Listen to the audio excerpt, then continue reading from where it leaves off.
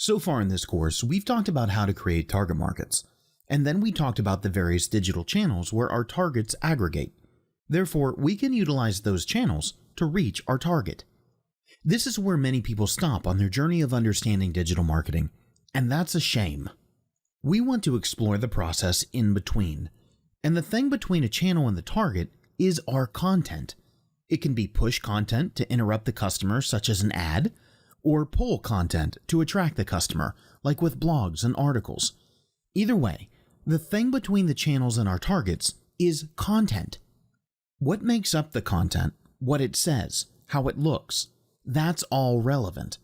See, our target has wants and needs, driven by underlying pain points, and these wants and needs are formed by thoughts, feelings, beliefs, and so on.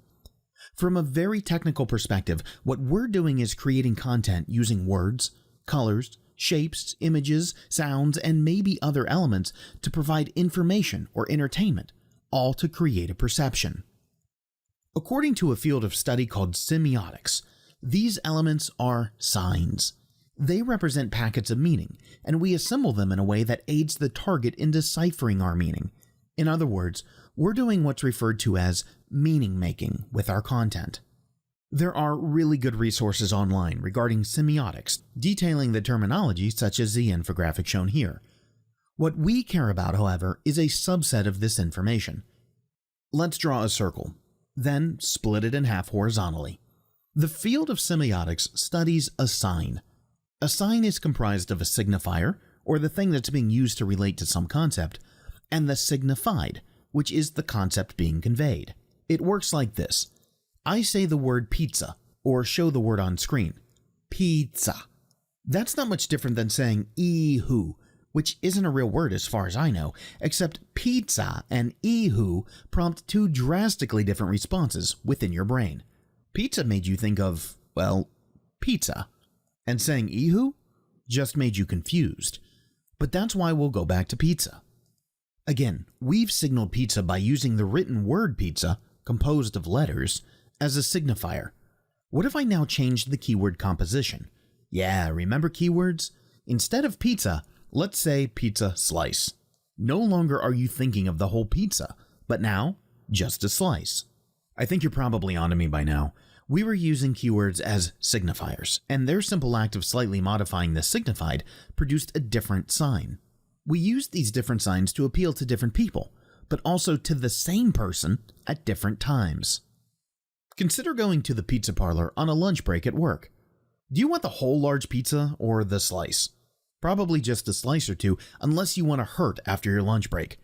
But now return to the same pizza parlor on a Friday evening before a weekend off, with nothing but plans to kick back on your couch and stream some TV shows. That whole large pizza sounds much less repulsive, dare I even say quite enjoyable. Of course, it's not just words that can be signifiers, remember? Sounds and shapes can be as well. Smells are particularly impactful as they're the most closely tied to memory in our brains, but they're also difficult to implement unless we're in close proximity with our target. Colors also make great signifiers. What do you think and feel when you see red? Hold on. Before you think I'm about to take the same direction as every other color theory conversation, let me stop you right there. Design's view of color is one thing, but in marketing, we know that many color responses are learned. If we apply the nature versus nurture debate to color theory, well, nurture does better than it normally does in other disciplines. Ask an American about red, and they'll be all over the place and even contradict themselves.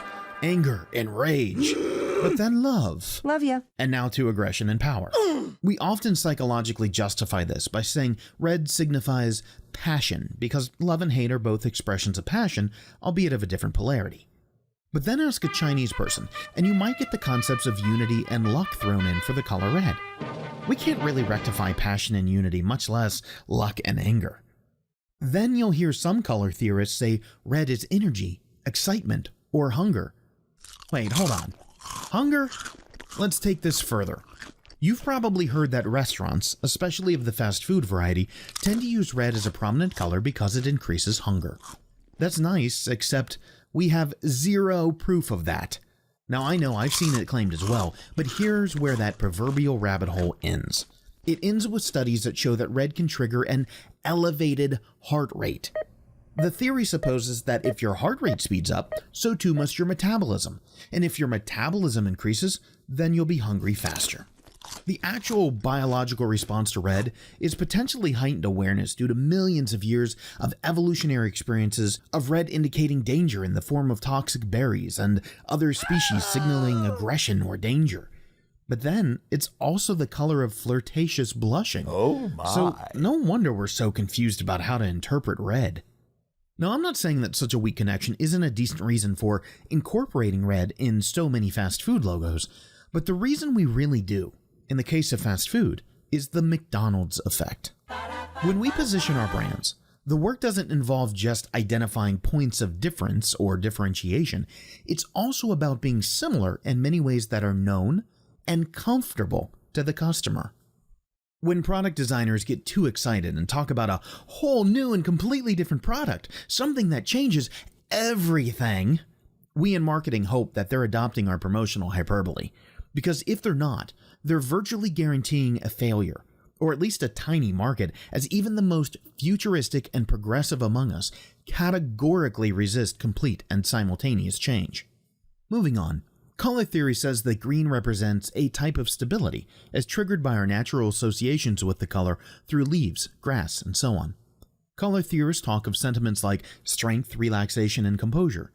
Green is used in fast food, like Subway, to signify freshness, as if the ingredients came straight from a garden and not off of a truck. This all makes a lot of sense and is one of the reasons why many agricultural firms use green in their branding. But nature gives way, and we see green used for financial companies, mainly due to the connection to the US dollar. Now, energy companies are using green to signal sustainability, whether they're like BP and Shell and already beginning the transitioning, or if they're still the same old dirty petroleum, coal, or methane gas companies that manufacture concepts such as clean fossil fuels. Because let's be clear, that's nothing but marketing for the sake of positioning. There's no such thing as clean fossil fuel. That positioning is designed to create resonance with stakeholders in a way that slows the demand for what's called the green energy transition. That lower demand stakeholder perception affords more time for fossil fuel companies to depreciate the cumulative trillions of dollars of fossil fuel infrastructure. I know this can be a touchy subject, but I promise you, this is on topic. If you or someone you know is what we call a climate change denier, then, well, for better or worse, marketing works. The fossil fuel organizations seen here and many others have worked to slow the demand for change through lobbying, deception campaigns. Again, I'm not being opinionated. That's an actual thing, and more. Once a company begins the green energy transition, such as BP and Shell have, it's like their positioning has a light switch that gets flipped and their public relations team leans into a mantra of, "We've always supported green and renewable energy." In fairness, I guess planning at some point to support it in the future when it's financially advantageous is some form of support at least. But it's not just oil companies. Let me be clear, I'm not vilifying them in this lesson. That's not the point of their inclusion. The point is to show just how important resonance, or the alignment between a customer's wants and needs and our business wants and needs, really is. So let's leave my plan to cover red, green, and blue behind for a moment and make a slight detour to magenta thanks to T-Mobile and our next example. Before T-Mobile and Sprint merged, there was a large marketing push to talk about the potential benefits of T-Mobile and Sprint teaming up. There was nothing you could directly do to make the merger happen. There were no calls to action, and nothing to buy even. So why do it? The public wasn't the target that T-Mobile had in mind. The campaign involved an objective of mobilizing one target, T-Mobile and Sprint customers, into applying pressure through the perception of approval and anticipation onto another group who were the actual target. These were the policymakers at the FCC and the legislators that could have killed the deal as anti-competitive. See, I warned that a color theory conversation in this course wouldn't be like others you've encountered. I hope I'm delivering. But back to it now. Color theory says that blue is calm and cooling. It's hard to fight that nature in humans because blue is water and blue is sky. It is said that blue is hope. But blue shares some overlap with green in the concept of stability and strength. All of this blue goodness, plus a general sentiment as the most neutral or least polarizing color, suggests why so many traditional large organizations utilize blue within their corporate branding and design. I'll leave you with this. Kevin Lane Keller, a well-known brand management expert and marketing professor at Dartmouth College, introduced the customer-based brand equity model, also known as Keller's brand equity model, or the brand resonance pyramid, which is how I know it. It visualizes 4 levels of brand equity, which I'll briefly define as how much worth is contained within your brand and that ultimately spills over, so to speak, and benefits your products and services. But I've also been scrolling some other definitions here so you can pause and read if you want.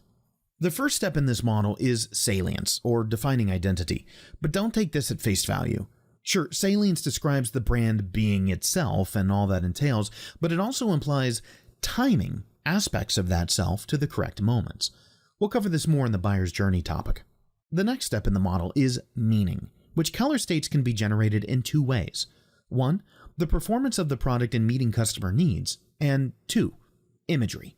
By imagery, he means how much we're using signs and signaling to address the larger purpose behind our brand, whether visual or not. Think of how you're actually executing upon your purpose, mission, and vision statements. The third step is response, split into feelings and judgments. In this model, feelings are generally good and judgments bad. Most of the stage can be understood as an expression of BX, or brand experience. Finally, at the pyramidion, we reach the resonance level, where relationships are built. With semiotics, we've been discussing one way to gain resonance. This brand equity model, however, showcases what we stand to gain from doing so. And Keller describes these in 4 categories: loyalty, attachment, community, and engagement. That's what we're after.